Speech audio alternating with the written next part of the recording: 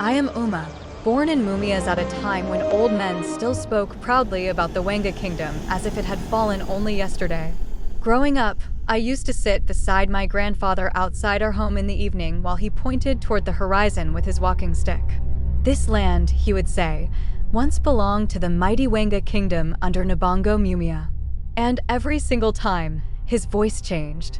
The Wanga Kingdom was not just a village hidden in western Kenya. It was one of the most organized kingdoms around the Lake Victoria region. During the reign of Nabongo Mumia in the late 1800s and early 1900s, the kingdom stretched across large parts of what is now Kakamega, Bungoma, Bija, and sections reaching toward present-day Uganda. The kingdom became influential because of trade routes, diplomacy, and cooperation with British colonial administrators. People feared and respected the Wanga leadership. Unlike many communities that resisted early colonial administration completely, Nabongo Mumia chose diplomacy and political cooperation. Because of this, Mumias became an administrative center for the British in western Kenya. Chiefs, colonial officers, soldiers, and traders moved through the town constantly. Roads improved. Arab traders passed through. Indian merchants opened shops. Religion spread. The town slowly became a meeting point of cultures long before modern Kenya existed. Succession in the Wanga Kingdom followed royal lineage under the Nabongo title. Leadership passed through the royal family, preserving the authority of the kingdom across generations.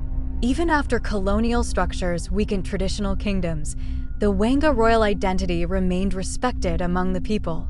Before sugarcane took over the landscape, our people farmed many crops. Millet, sorghum, cassava, sweet potatoes, maize, and groundnuts filled the farms.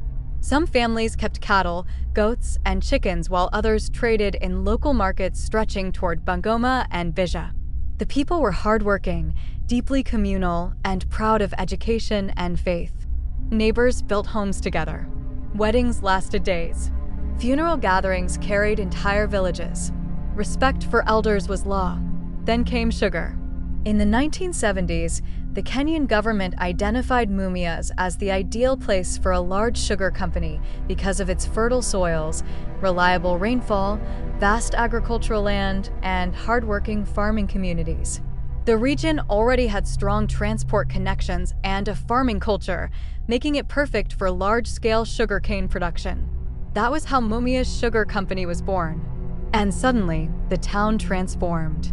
By the 1980s and 1990s, Mumias had become one of the most admired towns in Kenya. I still remember my first time entering Booker Estate, what many people called Bukas. To us children, it looked like another country entirely. Neat company houses lined the roads. Lawns were cut perfectly.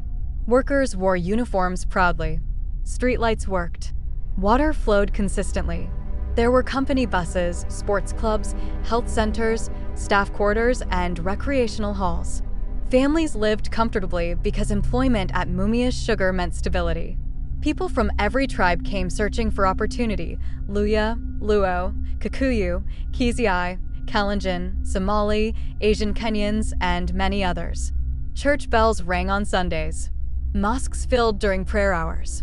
Hindu-owned shops stood beside local kiosks. Mumias became one of the most diverse towns in western Kenya. The company supported schools, hospitals, roads, and sports tournaments. Children of workers studied in some of the best schools in the region.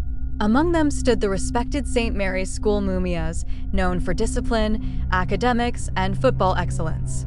Many leaders, professionals, teachers, and businessmen passed through its gates. At the peak of Mumias town, politicians and government officials constantly visited the region because the sugar company was considered a national economic giant. The town carried influence beyond western Kenya. Farmers earned incomes. Businesses flourished. Matatus operated day and night. Music blasted from bars. Markets overflowed with life. Back then, people believed Mumias would remain wealthy forever. But life humbles every town eventually. As years passed, debts grew, management problems emerged, politics interfered, and the mighty sugar company began weakening. Machines slowed down. Farmers went unpaid. Workers lost jobs. Some company houses became quieter than before. And yet somehow, Mumias never lost its soul. Today, the town moves differently. Slower perhaps, more reflective, but still alive. You still hear laughter in the markets. School bells still ring in the morning. Sugarcane trucks still pass occasionally along the roads. Young people still dream beyond the limits they were born into. Whenever I walk through town now, I no longer see only what was lost. I see resilience. Because Mumias has survived kingdoms, colonialism, political change, economic collapse, and generations of struggle. The spirit of the people remains stronger than any factory. And maybe that is the real story of Mumias. Not just sugar, not just history, but endurance. The kind of endurance that tells every child growing up here, we have fallen before and still found a way to rise again.